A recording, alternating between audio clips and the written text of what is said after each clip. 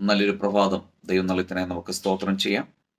ഈ രാവിലെ സമയത്ത് ദൈവത്തിൻ്റെ പരിശുദ്ധാത്മാവ് നമുക്ക് നൽകുന്ന ആലോചന യോഹന്നാൻ എഴുതിയ സുവിശേഷം 1-ാം അധ്യായം 4-ാം വാക്യവും 5-ാം വാക്യവും. The gospel book of John chapter 1 words 4 and 5. അവനിൽ ജീവൻ ഉണ്ടായിരുന്നു, ജീവൻ മനുഷ്യരുടെ വെളിച്ചമായിരുന്നു. വെളിച്ചം ഇരുളിൽ പ്രകാശിക്കുന്നു, ഇരുളോ അതിനെ പിടിച്ചടക്കുകയില്ല. ആമേൻ. എന്നെ കേൾക്കുന്ന ദൈവത്തിൻ്റെ പൈതലെ, അവനിൽ ജീവൻ ഉണ്ടായിരുന്നു. അതാരാണ് ആ ജീവനുള്ളവൻ? നമ്മുടെ രക്ഷിതാവും കർത്താവും ആയ യേശു ക്രിസ്തുവാണ്. അവൻ മരിച്ചാലും ജീവിക്കുന്നു, ഇന്നും ജീവിച്ചു കൊണ്ടിരിക്കുന്നു.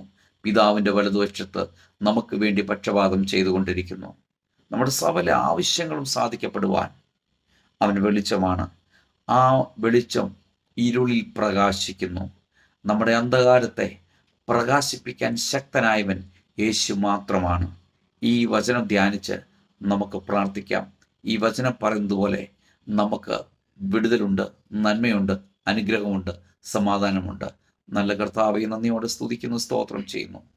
ഈ രാവിലെ സമയത്തിനെ കേൾക്കുന്ന എല്ലാ പ്രിയപ്പെട്ടവരെയും ഈ തിരുവെഴുത്ത് പ്രകാരം പിതാവിൻ്റെയും പുത്രൻ്റെയും പരിശുദ്ധാത്മാവിൻ്റെയും നാമത്തിൽ അനുഗ്രഹിച്ച് പ്രാർത്ഥിക്കുന്നു. യേശുവിൻ്റെ നാമത്തിൽ പിതാവേ, ആമേൻ.